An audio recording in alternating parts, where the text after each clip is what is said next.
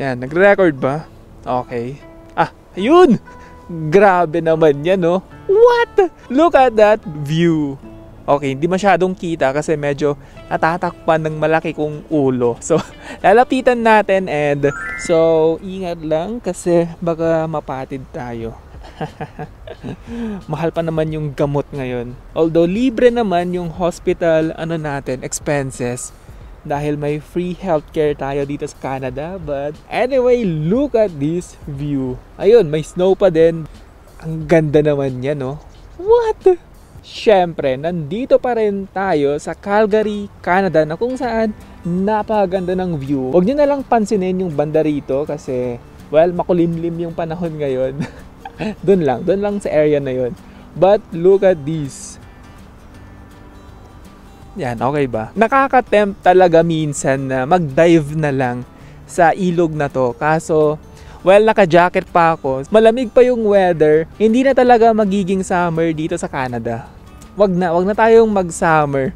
Kasi kahapon, nag-snow ulit. So, hindi na talaga matapos-tapos yung cold weather. And, nakaka-bad trip eh. Instead na makakapag-swimming na sana ako sa likod, ayan o, ang ganda naman ng ilog na yan. Nakaka-tempt na mag-dive na lang.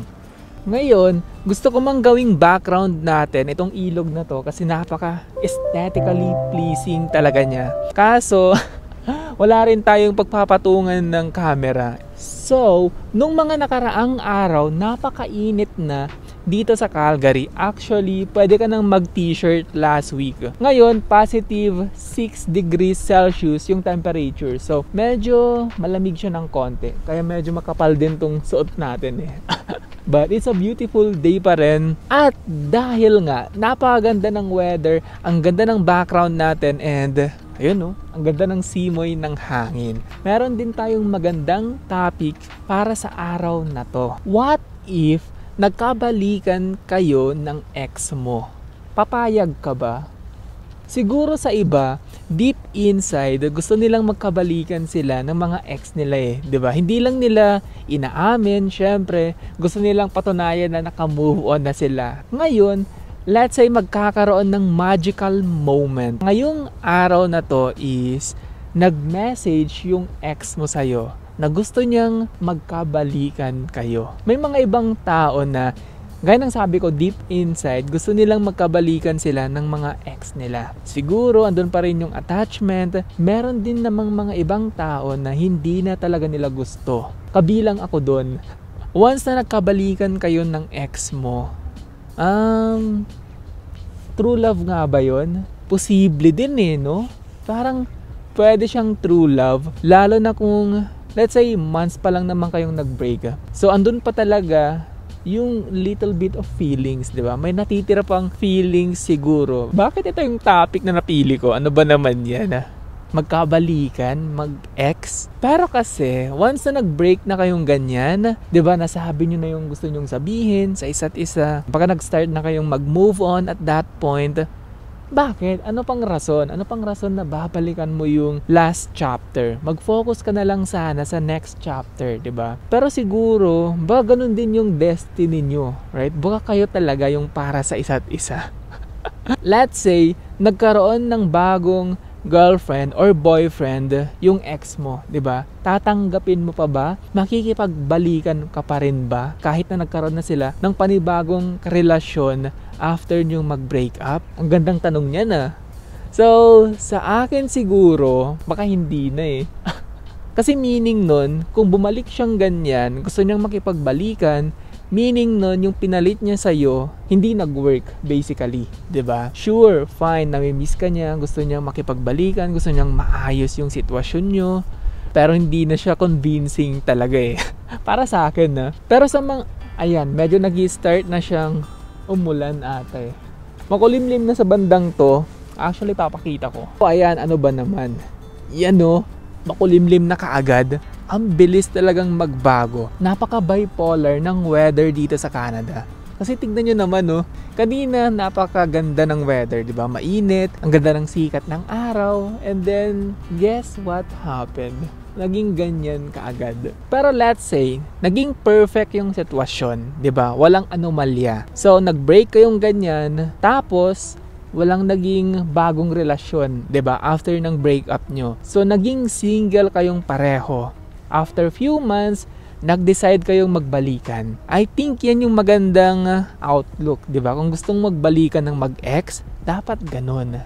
Yung wala silang bago. Kasi nga, once na may bago siyang pinalit sa'yo, tapos nag-break sila, o kaya hindi nag-work, tapos gusto niyang makipagbalikan sa'yo, alam mo na kaagad na kaya lang siya nandito kasi nga, hindi nag-work yung ipinalit niya. So, ngayon, yung second chance, I think naniniwala din ako dun eh. Kasi baka pwedeng magbalikan, pwede talagang ma-in love yung dalawang tao ulit. Ang ganda namang pakinggan nun, 'di ba? May in love ka ulit sa ex mo. Like, what?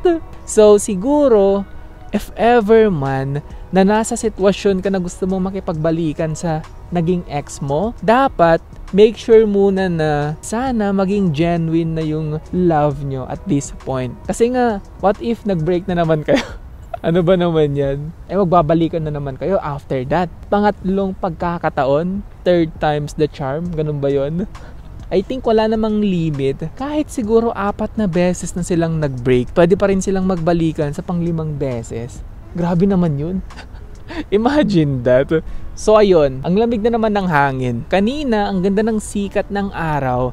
Biglang napalitan ng, eto, nafe-feel ko na. Parang wala na talagang chance na mag-summer dito sa Canada. Few days ago, maganda na yung sikat ng araw. As in, pwede ka na talagang mag-t-shirt sa labas. Hindi ko alam kung anong nangyayari dito sa Canada. But anyway, going back to the topic. Feeling ko talaga, yung pinaka-the best na solution, let's say, for example, gustong makipagbalikan ng ex mo. Ngayon, napatunayan ba niya na nagbago na siya? 'Di ba? Let's say gusto mo siyang tanggapin. Ngayon, binago niya ba yung sarili niya? May nag-improve ba? Ano ba yung rason kung bakit kayo nag-break? Kung na-improve niya yung sarili niya, nagkaroon ng mas better na siguro trait yung tao, feeling ko they deserve a second chance. Right? Lalo na kung single ka pa naman, andun pa rin yung feelings mo sa kanya, cool off kayo ng couple of months, and then nag-decide kayong magbalikan ulit.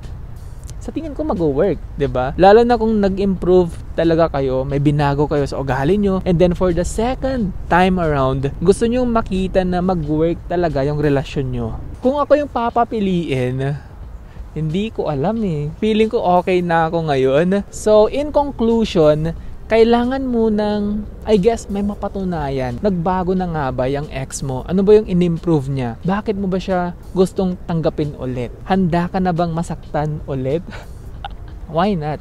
Pwede sigurong mangyari as long as nakita mong nagbago na siya. So, para sa akin, nasa tao na yan eh, 'di ba? Papatawarin mo ba yung naging ex mo? Kung gusto niya makipagbalikan sa'yo, papayag ka ba? Wala naman yan sa tagal ng relasyon. So ngayon, hindi naman pwedeng gamitin as an excuse yung naging duration ng relasyon nyo. Hindi ka mawawalan ng panibagong karelasyon unless na lang na yung bang you live under the rock, basically. Hindi ka na lumabas ng bahay, hindi ka na nakipag-communicate sa ibang tao. So, paano nila malalaman na single ka? Paano ka magkakaroon ng friends, ng eventually boyfriend, girlfriend? So, sa akin, huwag kang maging desperate. At the same time, kung gusto mo talagang magkabalikan kayo ng ex mo, nakita mong maganda naman yung katauhan niya ngayon, 'di ba? Hindi na siya yung tulad ng dati. Wala akong natutunan sa usapang yun, but it's another beautiful and cloudy day dito sa Calgary, Canada. Medyo malamig na yung weather. As in, yung simoy ng hangin para na siyang, parang nakatodo na yung aircon. Parang ganun. Anyway, hanggang sa ating next na walang kwentang usapan. Gusto mong makipagbalikan sa ex mo, nasa sayo yan. Basta careful, 'di ba? Be careful with your heart. See you, bye.